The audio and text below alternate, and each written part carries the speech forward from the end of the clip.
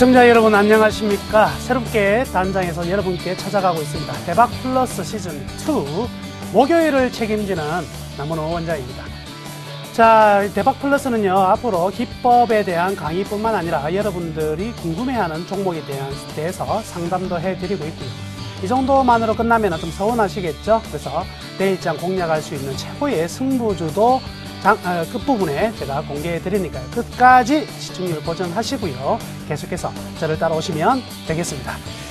자, 시청자 여러분께서 참여하시는 방법 설명해 드리도록 하겠습니다. 우선 전화번호 02-3153-2611, 3153-2611번 무료 문자 이용할 수 있는데요. 013-3366-0110, 013-3366-0110입니다. 서울경제TV 홈페이지를 통해서 이용하실 수도 있는데요. www.sentv.co.kr입니다. 대박플러스 시즌2 게시판을 이용하시면 되겠습니다. 기법 관련 궁금한 사항이나 또는 종목 상담이 필요하신 분들은요, 주저하지 마시고 바로 연락 주시기를 바라겠습니다. 자, 오늘 시장 어떻게 보셨습니까? 오늘 시장 깜짝 놀랐습니다. 그죠? 드디어 외국인들의 순매수 행진이 끝이 났습니다. 지난주 금요일하고요, 어제 같은 경우에도 이러한 모습들이 나타날 수 있었는데, 지난주 금요일 어때요? 장 끝날 때까지는 분명히 외국인 매도했다가 단일가 또는 시간의 종가에서 외국인들 순매수가 들어오면서 확 들어오는, 어저께도 그랬었거든요. 과연 이러한 쇼가 오늘도 이루어질 것인가 굉장히 관심 있게 봤었는데요. 오늘은 드디어 쇼가 나타나지 않았습니다. 그래서 오늘은 외국인들이 처음으로 한 40 며칠 만에 드디어 처음으로 매도한 날이 되었습니다. 그 결과 시장의 심리가 굉장히 많이 떨어졌어요. 29포인트가량 하락하면서 2030포인트까지 밀려났는데요. 전반적으로 민감주들의 하락폭 굉장히 좀 깊었다, 이렇게 봐야 될 것이고요. 삼성전자 또한 마찬가지고요. 자, 결국 이 2030포인트가 가지는 의미는요, 이 21선까지 지금 이제 밀려 내려왔다. 순간적으로 21선을 깼다, 이렇게 봐야 될 것이거든요. 자, 이제부터는 투자 심리가, 그간 우리가 믿고 있었던 부분이 바로 외국인의 순매수였는데, 이 부분이 이제 빠져나가면서 새로운 리스크가 좀 생길 가능성이 많고요. 개인들 또한 좀 심적으로 굉장히 좀 위축되면서 매도가 좀 많이 나올 가능성도 있을 것으로 판단이 됩니다. 오늘 같은 경우에는 뭐 거래소보다 코스닥이 좀 강했는데요. 거래소가 한 바닥 더 빠지게 되면 코스닥 또한 떨어지는 속도가 가속화 붙을 수 있으니까요. 철저히 지금은 보수적으로 대응하셔야 된다, 이렇게 말씀해 드리면서 오늘 장 정리 마치도록 하겠습니다. 자, 이제 지난주 AS 들어가겠습니다. 이때까지 추천한 종목들 보면은요, 지금 현재 저희 수익률 전반적으로 상당히 좀 괜찮게 나타나고 있습니다. 예, DGB 금융지주가 한 3.7%, 이마트 3.5%, SK텔레콤 강보합선 유지가 되고 있는 상황인데요. 여튼 저의 이 추천 종목을 매수하신 분들은요, 축하드린다, 이렇게 말씀해 드리도록 하겠습니다. 그럼 제일 먼저 종목 한 개씩 보면은요, 이 DGB 같은 경우에는요, 지금 아주 좋습니다. 오늘 같은 이렇게 급락하는 이런 상황에서도요, 오늘 장 초반에는 마이너스 건이었거든요. 갑자기 장 후반에 플러스로 돌아서면서 1.49%, 17,000원인데요. 이제부터는 이 신고가가 날 가능성에 우리는 생각을 해볼 수도 있을 것 같습니다. 그 기대를 좀 하셔도 될 것 같아요. 신고가가 나온다면 이 17,500원 넘어가면은요, 이 18,000원, 19,000원 그냥 가볍게 갈 수 있습니다. 그래서 계속적으로 보유하시길 바라겠고요. 만약에 아직까지 매수를 안 하신 분들 같은 경우에는요, 장중 조정이 살짝 들어온다면 역시 새로이 5일선 매매 매수하셔도 괜찮다, 이렇게 설명해 드리도록 하겠습니다. 두 번째 종목 이마트인데요. 이마트도 오늘 재밌었습니다. 그죠? 장 초반보다는 장 후반에 장이 떨어지면서 힘을 내는 이런 모습들이 나타났었는데요. 제가 지금 최근에 추천해 드리고 있는 종목들이요, 경기 민감주에서 굉장히 발빠르게 올라가는, 달리는 말에 올라타는 그런 종목들 드리는 것이 아니고요, 굉장히 안전한 종목들, 그리고 방어적인 측면에서 종목을 드리고 있거든요. 그렇기 때문에 지금은요, 지금 장세에서는 지난주에도 말씀해드렸지만 달리는 말에 올라타서는 안 됩니다. 달리는 말에 올라타면은 타는 순간 떨어져요. 말이 서버립니다. 그러면 어떻게 되냐면 타는 순간 말은 가만히 있고 자기만 날아가는 거죠. 지금은 그래서 계속 외국인이나 전체적으로 매집이 잘 된 종목들이요, 전부 다 개인한테 떠넘기기 위해서 계속 지금 뭐냐면 양음이 나오고 있는 상황이거든요. 결국 양음의 끝에는 음봉입니다. 절대 추격 매수하시면 안 되고요. 방어주 섹터로만 공략하시면 되겠습니다. 따라서 이마트, 필수 소비재 유통이니까요, 뭐 충분히 이 방어적인 성격이 강하다. 그래서 오늘 같은 하락 장세도 이렇게 올라갈 수 있었다. 이렇게 판단하시면 될 것 같습니다. 그리고 마지막 SK텔레콤인데요. 역시 같은 개념으로 보시면 되겠습니다. 통신주 같은 경우에는 철저히 경기 방어주의 성격을 가지고 있고요. 최근 많이 상승한 부분에서 시장이 꺾이면서 같이 내려왔긴 하지만은요, SK텔레콤 굉장히 중장기적으로 제가 보자고 그랬죠. 이 종목은 사가지고 한 달 뒤에, 두 달 뒤에 팔자 이런 종목이 아닙니다. 그래서 통신주는요, 슈퍼 사이클에 들었기 때문에 내년 말까지는 계속해서 가져가세요. 손절매 전혀 안 하셔도 되고요. 계속해서 매수하실 분들은요, 지금 매수하셔도 된다. 이렇게 말씀해 드리도록 하겠습니다.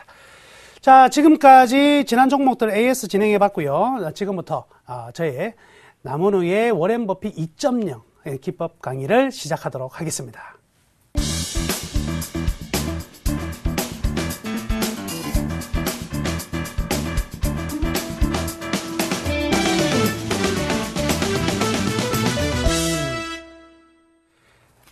지난주에 했던 내용은 어떤 내용이었냐면 영업이익이 쌓이는 속도를 이렇게 이야기를 했습니다. 그래서 ROE와 PBR 이야기했고요. 자본 효율성 지표로 해서 두평 차트 이 두 가지를 했었거든요. 그래서 지난주에는 이어서 지금 계속 할 부분은요. 영업이익이 과연 얼마만큼 빨리 쌓이는가 이 부분에 대한 이야기입니다. 그래서 지난주에 ROE와 PBR에 대해서 이야기를 했었고요. 그리고 자본 효율성 지수에서 ROE, 즉 자기 자본 이익률이 상승하는 그 원인을 찾자.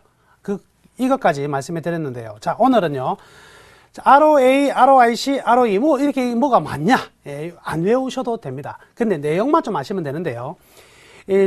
ROA라는 것은요, 총 자산, 우리가 얼마만큼의 자산을 가지고 돈을 버느냐, 이 부분이 될 것이고요. ROIC라는 것은 우리가 돈을 얼마만큼 투자를 했는데 여기에서 수익이 얼마만큼 나는가, 이런 부분이 될 것이고요. ROE는 우리가 가지고 있는 자본에서 얼마만큼 이익을 나느냐, 이 부분이 중요한 모습인데요. 기본적으로 제일 많은 부분은요, 투하 자본 대비 얼마만큼 이제 많이 이끌어내느냐, 이게 중요하겠죠. 만약에 우리가 돈을 많이 가지고 있는 것은 둘째 문제고요. 우리가 어떤 일을 갖다가 하기 위해서, 수익을 내기 위해서 어떤 자본을 다 이렇게 저렇게 다 투하를 했는데 이익이 안 난다면 굉장히 문제가 많을 것입니다. 그래서 가장 민감한 지표가요, ROIC다. 투하 자본. 우리가 어떤 이익을 내기 위해서 투하된 자본 대비 이익이 얼마나 나느냐. 이게 가장 중요하죠. 그래서 여기 그림에서 보시면 딴 거는 좀 살짝 무시해도 괜찮습니다. 여기에서 가장 핵심적인 내용은요, 바로 ROIC라 볼 수 있죠. ROIC. 어떤 색이요? 파란색이다. 그래서 밑에 ROE라든지 ROA 같은 경우는 천천히 움직이는 게 반해서, 자, 어떻습니까? 굉장히 굴곡이 심하죠? 굉장히 굴곡이 심합니다. 여기 보시면은 지금 떨어졌다가 강하게 올라가는 게 보입니다. 자, 그렇다면 자기 자본이나 자기 자산을 가지고 이익을 내는 것보다 지금 현재의 삼성전자는 투하 자본 대비 효율성이 굉장히 높다. 이런 회사는 어떤 식의 현상이 나타나는 거냐면 투자하는 만큼 무조건 더 많이 번다는 거죠. 그래서 이런 회사는 투자를 많이 할수록 더 수익이 많이 나는 좋은 회사다. 이렇게 보시면 되겠습니다. 그래서 이 중에서 ROE 다 기억하지 마시고 뭐만 보자고요? ROIC만 보자. ROIC만 보시면 되겠습니다. 자, 두 번째는요, 운전자본 회전일수라는 게 있는데요. 운전자본이라는 것은 우리가 이제, 얼마만큼 우리가 매출이 되고 돈이 들어오고 우리가 운영할 수 있는 모든 자금을 이야기를 하겠죠. 그래서 매출 채권이라든지 재고 자산, 우리가 운영할 수 있는 자산, 매입 채무에 대한 회전일수. 이렇게 한번 생각해 보시자고요. 여러분들이, 기업이라는 것은요, 이렇게 장사를 하면서 돈이 바로바로 현금 장사를 하는 것은 아니거든요. 그래서 일정 부분 채권으로 가지고 나중에 돈 주기로 한 약속을 가지고 계속 한단 말이죠. 우리가 물건을 재료를 사올 때도 마찬가지예요. 전부 다 일시불로 주는 것이 아니라 일정 기간 보류를 했다가 주는 경우, 이 어음 같은 거 이런 거죠. 그럼 잠시 한번 생각해 보자고요. 만약에 어떤 기업이 통상 이 매출 채권 돈을 받는 겁니다. 돈을 받는 경우가 기간이 길어지게 되면 어떻게 돼요? 예전에는 30일이었는데 40일, 50일 이렇게 받는 기간이 굉장히 길어지게 되면 어떻게 됩니까? 기업이 안 좋아지고 있는 거고.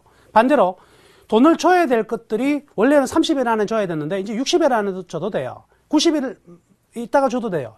기업의信用도가 어떻게 되는 거죠? 굉장히 올라가게 된 것일 거라고. 그래서 이 자금이 들어오고 나가는 이 기간이 굉장히 중요합니다. 이 기간이요, 기업이 망해갈 때는요, 급격히 매출 채권 회전율이 떨어지기 시작해요. 그리고 매입 채무 회전율이 굉장히 올라가죠. 왜? 그러니까 물건을 팔면 돈 받는 거는 굉장히 기회받고 반대로 물건을 사오면 돈을 바로 줘야 되는 이러한 상황이 벌어지거든요. 이 부분을 꼭 체크를 하셔야 되겠습니다. 그래서 매출 채권의 회전일수는 90일 이하, 우리가 물건을 팔고 돈을 받는 거는 90일 이하에 받아야 되고요. 우리가 운용하고 있는 재고자산의 회전일수는 30일 이하가 되면 굉장히 우량한 기업이다. 근데 날짜로 보기보다는요, 추이가 중요해요. 이 회사 기업의 매출 채권의 회전율이 기간이 굉장히 길어지는지 아니면 짧아지는지가 중요하다. 이렇게 볼 수가 있겠네요. 그래서 자, 매출 채권에 대한 회전일수, 그래서 삼성전자 같은 경우는 60일 정도 받게 되지 않는 아주 좋은 상황이고요. 재고자산 회전일수 같은 경우에는요, 지금 한 20일이 채 되지 않거든요. 예, 회전일수 30일 이하가 우량 기업이라고 그랬는데, 삼성전자 같은 경우는 어떻게? 굉장히 우량한 기업이라는 것을 보여주고 있습니다. 그래서 지금은 계속 삼성전자 위주로 하다가 나중에는 좀 부실 기업들 총체적으로 제가 정리하면서 같이 보여드릴 건데요. 이런 것들 정도는 기억을 해두자. 다만 이제 이 삼성전자의 매출 채권 회전일수가 조금씩은 좀 늘어나고 있다. 이런 부분들은 좀 체크를 해야 될 부분이 되겠네요.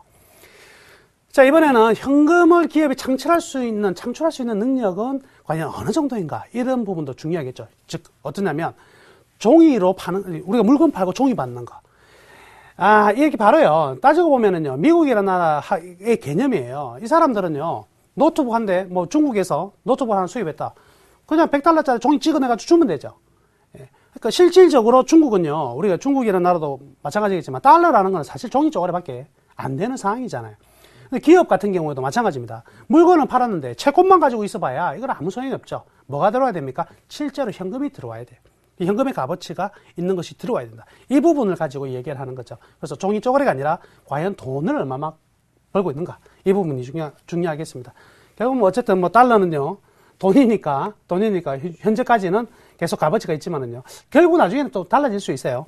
자, 그러면 어떤 지표로 볼 수 있는 대표적으로 이제 현금 흐름 차트라는 게 있습니다. 현금 흐름, 기업에 돈이 들어오고 나가고, 그리고 두 번째 주당 현금 흐름.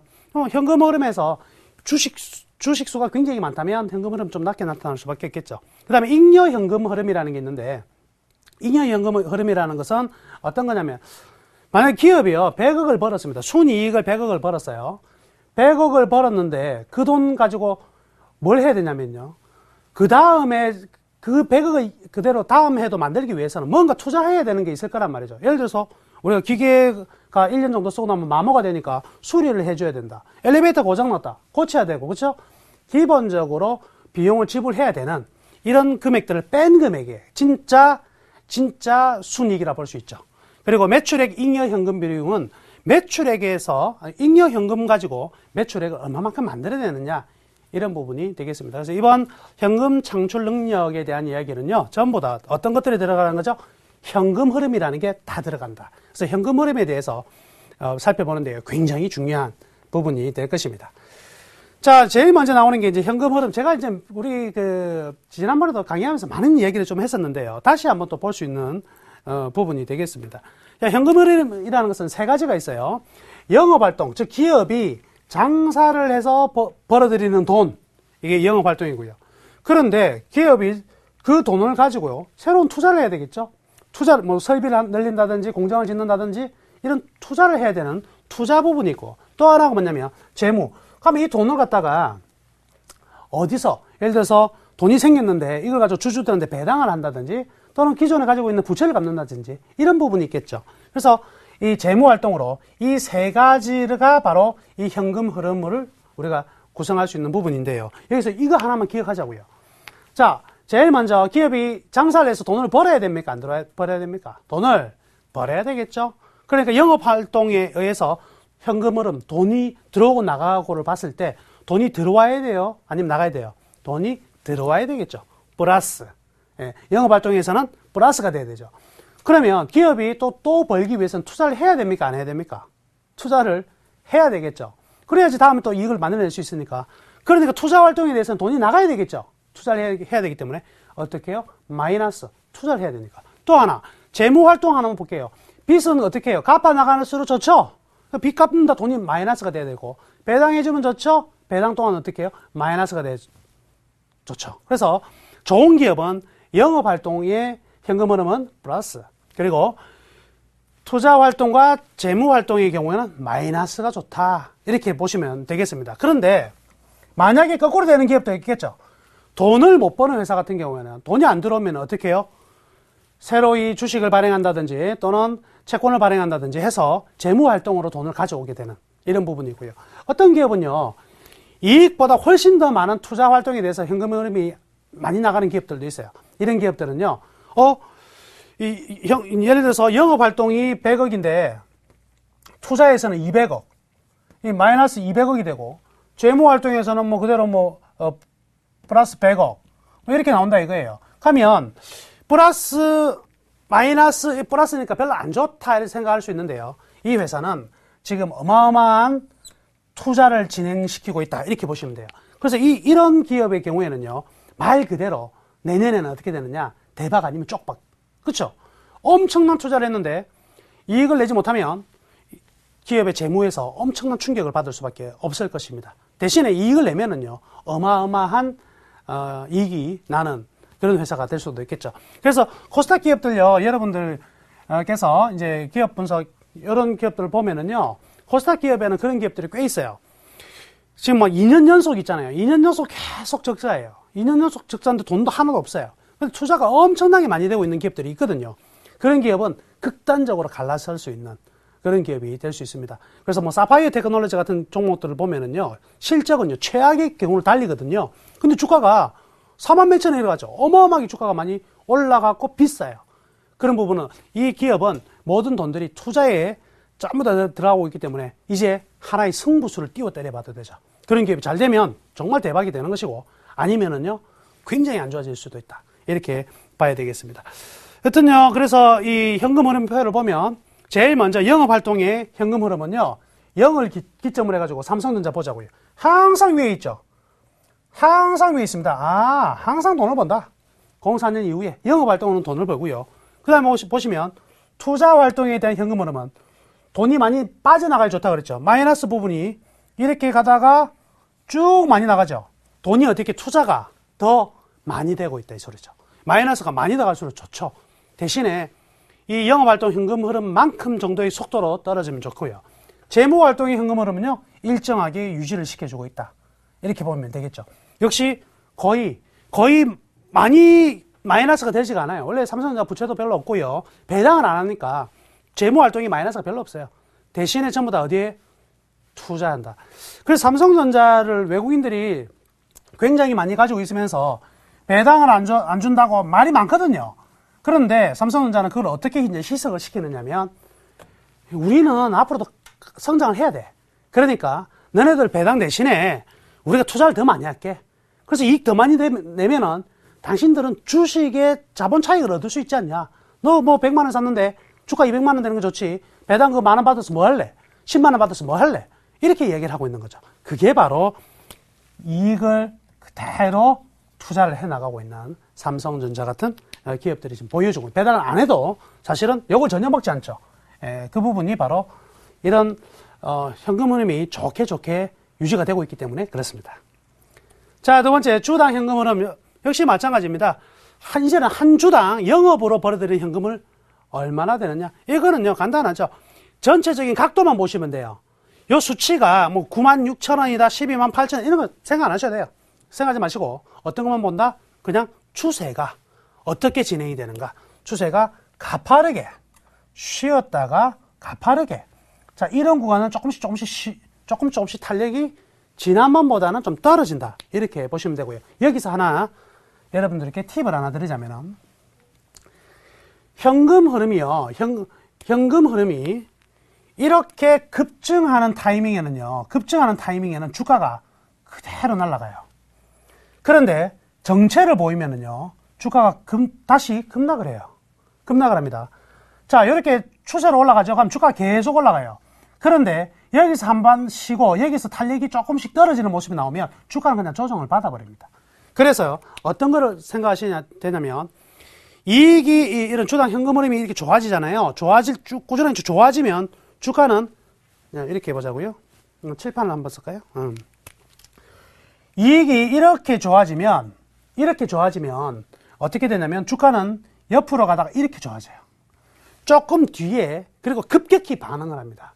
대신에 이익이 이렇게 줄어들면 처음에는 주가가 안 떨어져요.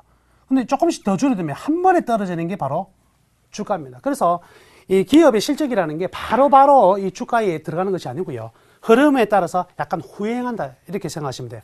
후행하니까 어때요? 이런 거를 잘 보시면은 우리가 좋은 타이밍에 주식을 살 수가 있다 이렇게 되겠죠. 그래서 주당 현금 흐름도 현재의 흐름들이 어떻게 진행되는지 큰 그림에서 보시면 되겠습니다. 자, 그리고 세 번째 잉여 현금 흐름 아까 이제 제일 중요한 부분이라고 그랬잖아요. 그래서 순이익에서 유형 자산이라는 말이 나오는데 이걸 갖다가 우리 한 번쯤은 들어보셨을 거예요. 이런 거 카펙스. 그러니까 애널리스트들 나오면은 유형 자산이라는 얘기 잘 안 쓰고 카펙스 이런다고 해요. 카펙스. 그죠? 이 캐피탈 익스펜디처니까 그대로 뭐 자본 지출, 뭐 유형 자산 이런 겁니다. 요거는 왜 나오느냐? 다음에 또 이익을 내기 위해서 우리가 반드시 투자를 해야 되는 부분이 있겠죠? 요 부분을 제외한 금액을 잉여 현금이란다. 요거 FCF라고 그래요. 프리 캐시 플로우라고 잉여 현금이라 하고요. 요거를 이제 순이익 대비 잉여 현금이 흐름이 떨어진다는 것은 어떻게 되는 거예요? 100억을 벌기, 자, 잉여 현금 흐름이 계속 떨어진다는 것은 100억을 벌기 위해서 작년에는 10억을 썼는데 내년에는 100억을 벌기 위해서는요, 20억을 쓰는 거죠. 이런 경우는 어떻게 효율성이 떨어지기 시작한다. 이렇게 볼 수가 있겠네요. 그래서 어떻게 이 그림에서는 한 가지만 이해를 하시면 되는데 순이익 대비 실제 이익 대비 잉여 현금 흐름이 떨어지는 경우는 좋지 않다. 그런데 지금 보자고요. 삼성전자를 보면 자, 잉여 현금 단기 순이익 보자고. 단기 순이익이 올라가는데 잉여 현금 흐름도 어때요? 급격히 따라서 올라가죠. 예, 간격을 계속 벌려가고 있잖아요. 이때 이렇게 간격이 이렇게 벌어졌을 때가 실질적으로는 어때요? 좋은 상황이다. 현재도 굉장히 좋은 상황이다. 이렇게 보시면 되겠네요. 현재는 뭐 투자와 현재의 흐름이 굉장히 좋은 상황이다. 그래서 요 흐름이요 조금씩 떨어지잖아요. 이렇게 잉여 현금이 이렇게 떨어지고 순이익은 올라간다. 요 타이밍 여기서 요 부분은 어때요? 안 좋은 상황이죠. 같이 오히려 증가되는 부분은 더 좋은 상황이고요. 지금은 그대로 뭐 동일하게 같이 증가되니까 최상의 상황이다. 이렇게 볼 수가 있겠네요. 자, 그래서 잉여 현금 흐름이 실제로는 어떤 거 현금 흐름보다 사실은 더 중요합니다. 그래서요, 워렌 버핏의 적정 주가를 구하기 전에요. 원래 워렌 버핏이 적정 주가 구하는 어떤 산식을 만들기 전에는요, 모든 애널리스트가 어떤 식으로 이 기업에 대한 적정 주가를 뽑았냐면, 바로 이 잉여 현금을 가지고 뽑았습니다. 그래서 제가 추후에 이제 우리 지금 V 차트를 하고 있지만, 나중에 여러분들께 적정 주가를 구하는 법은 여러 가지, 네 가지의 방법을 가르쳐 드릴 건데, 그 네 가지 중에 하나가 바로 잉여 현금. 워렌 버핏 이전에, 그리고 지금도 널리 사용되고 있는 잉여 현금을 가지고 기업의 적정 주가를 뽑아내는 법을 제가 가르쳐 드릴 거예요. 그러니까요, 오늘은 그냥 잉여 현금 흐름이라는 게, 순수익에서 실제로 자기가 내년에 또 이익을 내기 위해서 반드시 써야 되는 돈들을 뺀 돈이 진짜 돈이다. 그렇잖아요. 100억 벌어 또 다 내 돈이 아니거든. 내년 또 벌기 위해서 투자가 돼야 되니까. 그래서 잉여 현금에 대한 이야기가 살짝 나오는데요. 이 부분이 이제 가장 중요한 포인트가 되겠습니다. 자, 그러면 이제 잉여 현금을 가지고 과연 매출액은 어느 정도 이제 만들어낼 수 있느냐, 이 부분인데, 뭐 10%를 넘는 기업은 아주 좋은 기업이라 나와 있는데요. 그런 흐름들보다 그냥 이렇게 보시면 되죠. 그냥 매출액 잉여 현금 흐름 또한 어때요? 매출액이 잉여 현금 흐름보다 매출액이 그대로 더 좋아지면 되는 거죠. 하나의 큰 추세를 보고 가시면 될 것 같습니다. 자, 이제 가면 중요한 부분이 이제 드디어 나왔네요. 우리가 이제 어때요? 이 기업 주식을 살려고 하는데 과연 이 기업은 저평가된 상태일까? 아니면 고평가된 상태일까? 제일 중요한 부분입니다. 저평가되면 우리 매수, 고평가됐으면 팔아 빼야지. 그죠? 이 부분을 보는데 두 가지가 제일 먼저 이제 들어오는 게, 저평가이고 고평가 본다면 이제 뭐 이런 부분들이 제일 먼저 들어오게 될 것입니다. 자, 그래서 뭐 가치평가에 퍼도 있고요, PBR도 있고 이런 내용들이 나오는데, 이제부터 여러분들이 이제 적정 주가와 고평가와 저평가를 확실히 직관적으로 구분할 수 있는 법들이 나오는데요. 오늘은 강의가 여기서 중단이 돼야 될 것 같고요. 다음 주에 여러분들이 가장 중요시 알고 계시는 퍼와 PBR. 퍼는요, 별거 아니에요. PBR이 진짜입니다. PBR이 진짜니까. 거기에 대한 내용들 시작하도록 하겠습니다. 자, 이것으로 오늘 워렌 버핏 2.0 강의는 마치도록 할 것이고요. 이제부터 시청자 여러분들의 종목 상담을 시작하도록 하겠습니다.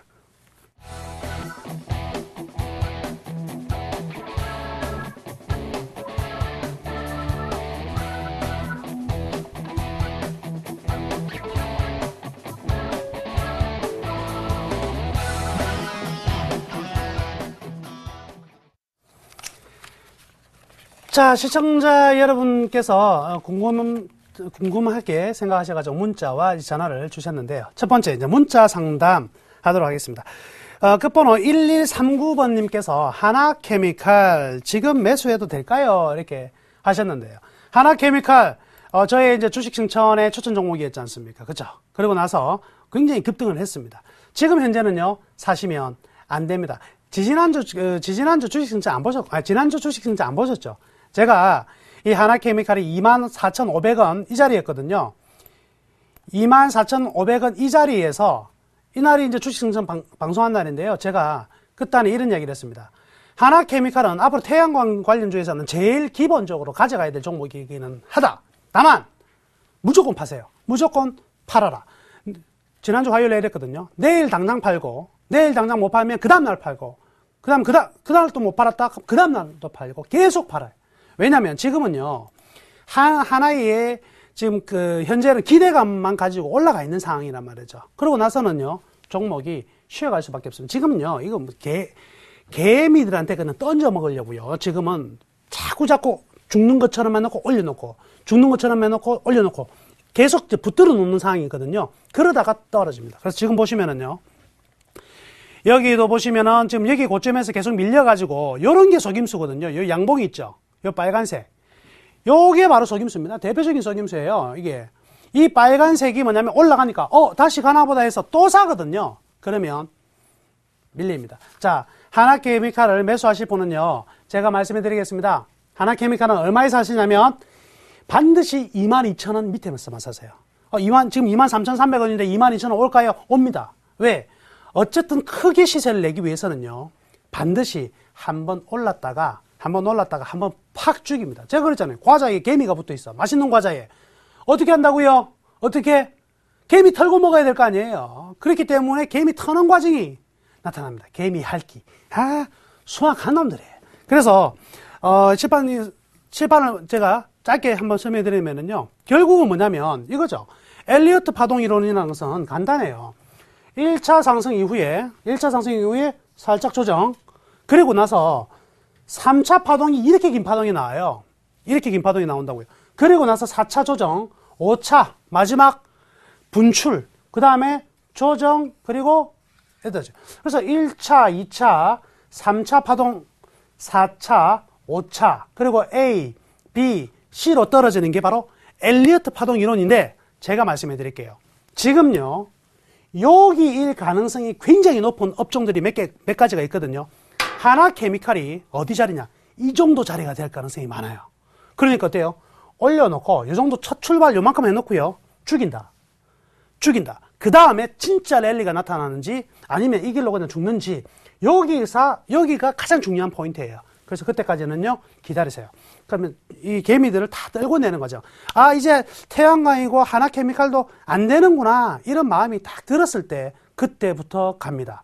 얘는요, 하나케미칼뿐만 아니라 조선주도 마찬가지예요. 조선주도요, 최근에 지난번 이번 주도주가 조선주 했잖아요. 지금 많이 떨어졌죠. 이 정도 가지고도 안 돼요. 지리하게 이제 사람들이 해서 이제 조선주인데 만큼 올라가고 이제는 안 되구나, 다른 주도주구나 하고 막 이렇게 시선이 옴니갈 돼 있잖아요. 그때 끝납니다. 예, 그때 바로 끝나니까 지금은요, 좀 기다리세요. 좀 기다렸다가 빠르면 11월 말 아니면 12월 달에요. 22,000원 가격 밑에 한 21,000원 정도 오면은요, 바로 그때 매수하시면 되겠습니다. 자, 두 번째 문자 상담 종목입니다. 바이오스페이스 가지고 오셨는데요. 자, 바이오스페이스 일단 지금 매수가가 보면은요, 9,190원으로 되어 있네요. 9,190원에 매수를 하셨고요. 그러면, 현재 지금 투자 비중이 20%인데, 9,190원을 제가 딱 보니까요,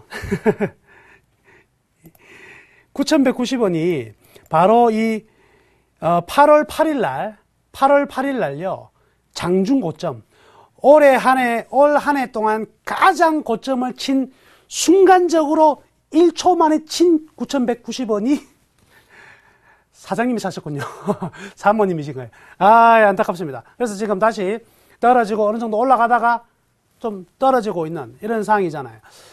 지금 바이오스페이스 같은 경우에는 이거 아시죠? 인바디 측정. 그죠? 우리 헬스클럽 같은 데 가면 체지방 얼마인지 이렇게 막 나온단 말이죠. 저도 그거 딱 해보니까, 복부 비만, 이게 나오던데.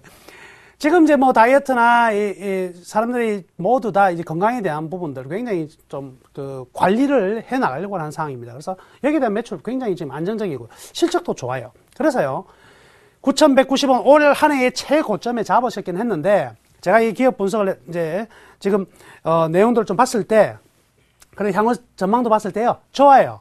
좋습니다. 그래서 가지고 계세요. 가지고 계시면은, 이 가격 충분히 넘어갈 수 있습니다. 그래서 만원까지는요 충분히 갈 수 있으니까 느긋하게 기다리세요. 오늘 한 4.25% 오늘 좀 많이 급락이 들어왔는데 이 급락이 더 이렇게 순간적으로 더 떨어진다 하더라도요 이렇게 떨어진다 하더라도 바로 튕겨져 올라올 수 있습니다. 바로 튕겨져 올라올 수 있으니까 바이오스페이스 그대로 보유하셔도 되겠습니다.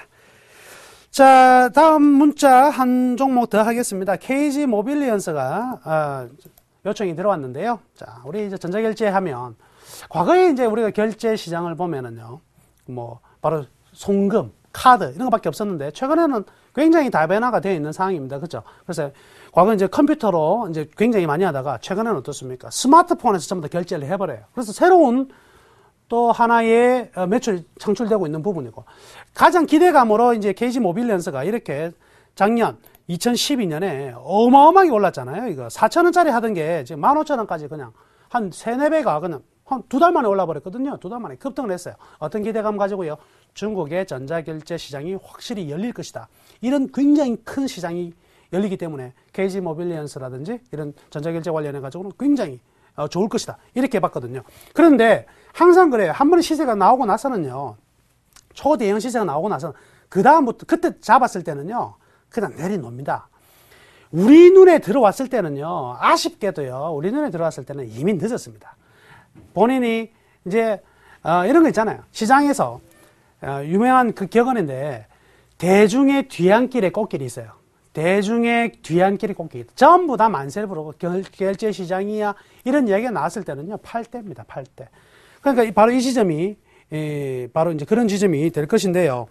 지금 이제 시청자분께서 13,300원에 매수를 하셨는데 그 13,300원이라는 게 언제 13,300원에 사셨는지가 꽤 중요한 것 같습니다. 그래서 최근에 샀다, 만약에 어제 샀다, 이번 지난주에 샀다 했을 경우와 그리고 아주 장기간 전에 샀다 이럴 경우는 좀 달라질 건데요. 장기간에 꽤 보유기간이 길다면은요 좀 더 기다려보자 이렇게 말씀해 드리겠고요. 한 가지만 집어서 말씀해 드리자면 결국 지금 이제 12,900원인데 제가 지금 선을 끊어온 가격이 있죠. 11,000원만 깨지지 않으면은요. 일단은 수급 붕괴가 안 일어날 것 같아요. 이 종목이 제일 무서운 거는요. 바로 수급 붕괴거든요. 급등한 종목의 가장 무서운 거는요. 펀더멘탈이 아니에요. 어느 한쪽에서 빵 때렸을 때 그 다음 도미노 현상으로 주가가 급락한단 말이죠. 그것만 조심하면 되는데 바로 이 가격입니다. 이거 11,000원 가격이 여기에서도 지지가 되었던 가격이고요. 여기도 단 며칠 만에 올려놓은 가격이죠. 그래서 제일 중요한 가격은 바로 이 11,000원 되는 가격이고요. 요것만 깨지 않으면 아직까지 중국 결제 시장이 좀 더 열리는 부분에 대해서는 기대감이 있으니까요. 일단은 보유하시면 되겠습니다. 자, 이제 전화 연결 해보도록 하겠습니다. 안녕하십니까? 예, 여보세요? 예, 안녕하세요. 예, 안녕하십니까? 네. 반갑습니다. 어떤 종목이 궁금하셔서 전화 주셨습니까? 아유, 나오는 원장님 목소리 들으니까 반갑긴 한데, 이게 너무 내려가지고 지금 좀 부끄러워요. 괜찮습니다. 뭐, 많이 내려가면은, 오르겠죠. 예. KTB 투자증권요. KTB 투자증권. 예, 아이고. 4,095원. 4,095원. 4,095원. 인적이면은 6월 12일 날 샀어요. 6월 12일 날. 예. 이야, 최고점에 그냥. 아이고. 이게 다른 방송에서 이거 추천받고 샀거든요. 다른 방송이, 어느 방송에서. 앞으로 다른 방송 보시면 안 됩니다. 예, 저만 따라오시면 됩니다. 예. 예, 이제, 그러면은, 제가 이 종목에 대해서 설명해 드릴 테니까요. 수학에 내려놓으시고, 예. 성호하세요. 예? 성투하셔야 됩니다. 성타한데 이걸 갖다가 예. 지금 손절하기 너무 늦었는데 어찌해야 될지 모르겠습니다. 제가 가르쳐 드릴게요. 예. 자, 그럼 수학에 고맙습니다. 내려놓으시고, 예, 자주 또 연락 주세요. 예. 예, KTB 투자증권이 나왔습니다. 자, 이런 게 속임수인데요. 이런 게 이제 속임수인데. 자, 4,000원대 이상이 이때 한번 모습을 한번 보자고요. 일단은 뭐 KTB 투자증권이 다른 증권주 아무도 못 갔었거든요. 혼자 갔어요, 혼자, 그죠? 올해 초에 혼자 갔다. 이 왜 갔을까요? 이 창투사 때문에 그렇게 간 거거든요. KTB가 원래 뭐예요? KTB 네트워크스라는 PEF, 사모펀드라든지 벤처 캐피탈 하던 회사잖아요. 그러니까 이때 어느 거 나오면서 박근혜 정부의 새로운 창조경제, 중소기업 지원 이런 것들 나오면서 그냥 올라갔단 말이죠. 그러니까 따로따로 놓은 거죠. 근데 가만 생각해 보세요. 결국은 모태는 뭐예요? 지금 아무리 뭘 하는 기업이 있는지 간에 증권회사란 말이에요. 그럼 다른 증권회사는 다 놀고 있는데 혼자 올라갔다? 그런데 지금 보세요. 박근혜 정부의 이 창조경제 중소기업 육성 지금 나오고 있습니까? 안 나오고 있습니까? 안 나와요, 안 나와. 예. 지금 전혀 그런 내용이 나오지 않으니까 주가는 기대감 때문에, 예, 제가 이런 말씀 해드렸잖아요. 주가는 의심을 품고 올라가요. 예. 이거 창조경제 되게 될까 말까 이렇게 막 의심을 품고 주가가 올라갔는데 결국 뭐냐면 희망이라는 비탈길로 내려와요. 이제 이때는 희망이 막 넘치는 거예요. 이제부터 KTB 투자증권은, 박근혜 정부가 전폭적으로 이제 지원하는 이 벤처 캐피탈 엄청나게 될 거야. 라는 희망을 이제 딱 가져버리는 상황이거든. 그러니까 어때요? 그때 막 전문가들 나가고 추천하기 바빠요. 이제 보이거든, 뭐가. 예? 이제 이 기업이 보인단 말이죠. 그러니까 좀 어쩔 수 없이 사게 되는. 우리도, 좋아 보인단 말이죠. 항상 뭐예요? 희망의 비탈로, 절벽으로 떨어지는 거예요. 너무 안타깝습니다. 손점의 타이밍이 있었는데, 좀 놓쳤어요. 그죠? 손점의 타이밍을 놓쳐가지고 지금은 거의, 2,300원대니까 너무 많이 떨어져 있습니다. 이거 지금 수를 낼 수가 없어요. 현재로는요, 수를 낼 수가 없는데, 이제는 근데 지금 가격은 어느 정도 바닥을 쳤어요. 너무 안타까운 상황입니다. 바닥을 쳤기 때문에 이제 더 이상 떨어지더라도 이제부터는 떨어지는 만큼 올라올 거예요. 떨어지는 만큼 올라올 건데, 제가 시청자분께 말씀해 드리고자 하는 부분은요, 그러면 언제까지 기다릴 것인가? 여기에서 다시요, 이 가격이 오는 데까지는요, 제가 봤을 때는요, 빠르면 6개월에서 1년 걸릴 겁니다. 6개월에서 1년. 그럼 6월 달부터 지금 하나, 둘, 셋, 5개월 만에 떨어진 게 회복되는 데는 두 배가 더 걸린다는 거거든요. 그럼 이거 이제 어떻게 해야 되느냐? 롤링을 하세요, 롤링을 하셔야 됩니다. 롤링을 한다는 게 뭐냐면, 자, 가만히 있지 마시고, 일반적으로 올라갔을 때 일정한 부분에서 매도하고요. 또 떨어지면 복수전 한번 해보자 이거. 복수전 한번 한다 생각하고요. 다시 한번 잡아주고 또 한번 올라가면 또 한번 팔아주고 이렇게 왕복 2번만 하면은요. 이게 이 주가가 4,000원이 아니라 한 3,000원, 한 200원만 돼도요. 절대 손해 안 보고 나올 수가 있습니다. 절대 손해 안 보고 나올 수가 있어요. 그래서 그런 타이밍을 좀 잡아줘야 되는데, 지금 현재로는 일단은요, 첫 번째 롤링이 가능하다면 시간은 좀 걸릴 건데, 저는 지금 어떻게 보냐면, 시장이 한 템포 좀 쉬다가, 빠르면 11월 말, 좀 길게 보면 12월 말에 장이 스타트 다시 끊을 것 같아요. 다시 끊으면 그 길로는요, 여러분들이 아마 일자리를 못 볼 겁니다. 코스피 일자리를 못 보는 장세로 영원히 올라갈 가능성이 크다고 이래 보는데, 그런 초대형 장세가 나와야지만 지금 증권 쪽으로 갈 수가 있어요. 증권 쪽. 그 이전에는 증권 쪽은 못 가거든요. 이 연말까지 좀 굉장히 많이 좀 기다리셔야 됩니다, 이거. 예. 근데 첫 번째 매도 가격이라는 게 나와봐야 얼마 나오냐면 2,600원에서 2,700원에서 800원 사이 나오거든요. 그러니까 이렇게 하시자고요. 지금 뭐 투자 비중이 한 20% 정도 되니까 그래도 조금 충격은 좀 크시겠지만은 어떻게 하냐면은요. 저 2,700원에서 2,800원 오면은요. 일단 한번 매도하세요. 일단 매도하고 그거 가지고 딴 거 잡지 마시고요.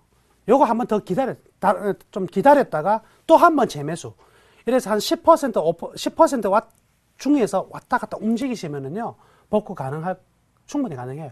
그러니까, 자, 2,700원 오면은 매도하시고, 전화 주세요. 전화 주면, 그 다음에 어느 지점에서 매수할 수 있는 타이밍인지, 이런 것들 제가 다시 한번 설명해 드리도록 하겠습니다.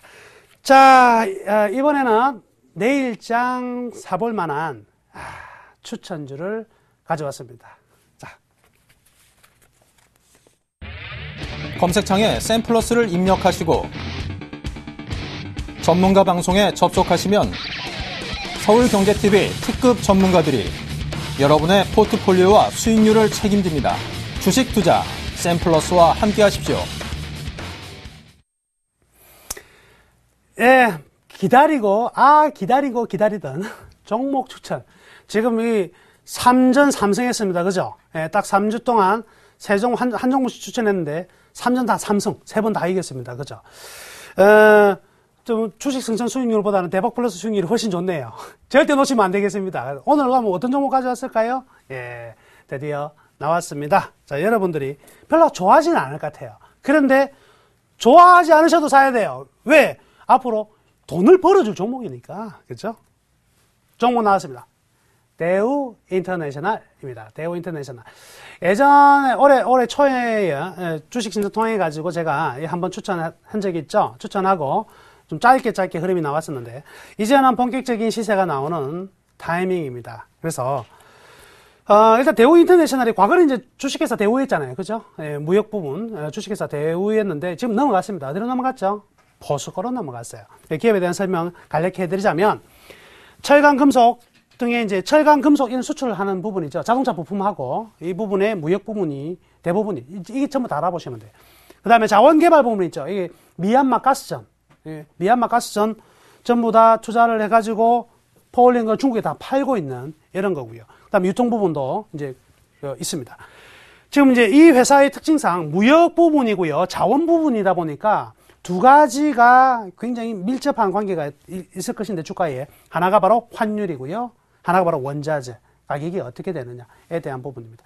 근데 환율이라는 부분은요, 이런 기업들은요, 이미 해지가 다 들어가요.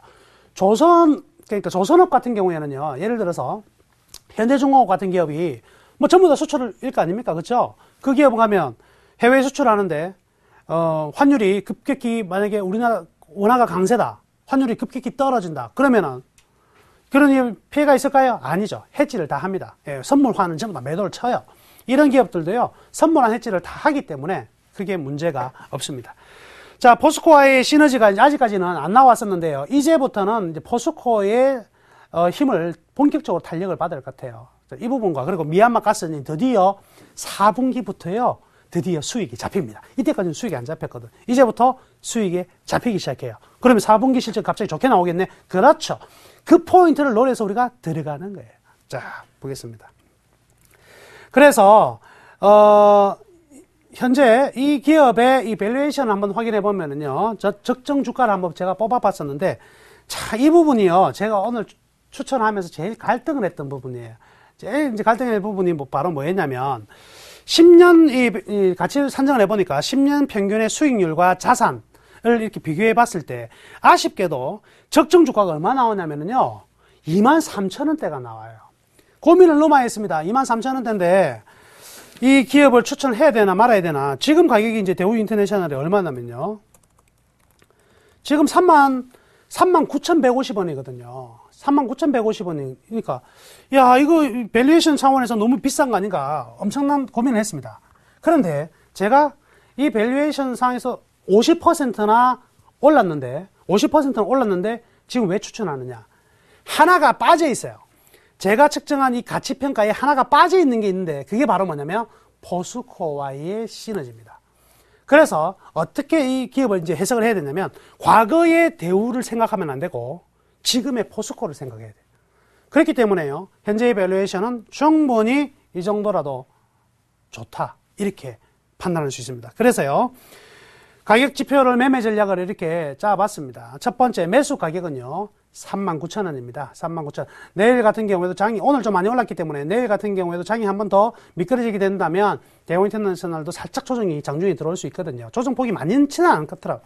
많지는 않을 것 같아요. 그래서 살짝 조정이 들어오는 39,000원에 매수를 하시고요. 1차 목표가는 45,000원. 좀 크게 잡았습니다. 이 45,000원 가격이면 이 기업의 지금 가장 고점이 지금 45,000원대에서 6,000원대 잡히고 있거든요. 그렇죠? 가장 전고점까지 갈 것이다. 이렇게 보는 거죠. 전고점에 신고가에 도전하는 그 흐름이 이제 나타날 것으로 저는 예측하고 있습니다. 그래서 대우 인터내셔널 과감히 한번 매수해보자. 그런데요. 항상 변수는, 시장의 변수는, 돌발 변수는 항상 나타날 수가 있죠. 거기에 따른 준비를 하자면 손절매 가격은요. 36,000원으로 설정을 했습니다. 약 한 8% 정도 되는데요. 36,000원이라는 가격은 이 정도가 될 것입니다. 그래서 만약에 이 가격까지 깨고 내려간다면 이렇게 보시면 돼요. 이 대우 인터내셔널이 36,000원에 온다는 것은요. 이미 시장도요. 1900 밑에 있어야 돼요. 1800대에 이렇게 들어오면 그 가격이 나올 것이고요. 그러니까 손절매 가능성 별로 없습니다. 그러니까요. 대우 인터내셔널. 자, 사전 4승을 과연 성공할 수 있을지 기대를 하시고요. 일단은 한번 매수해 보시길 바라겠습니다. 자, 오늘 대박 플러스는요, 이렇게 정리를 하도록 하겠습니다. 요즘 시장도 굉장히 많이 안 좋은 상황이긴 한데요. 너무 이렇게 내동매매 하지 마시고요. 중심을 딱 잡으셔가지고요. 다음 한 주 계속 성공하시기를 바라겠습니다. 감사합니다.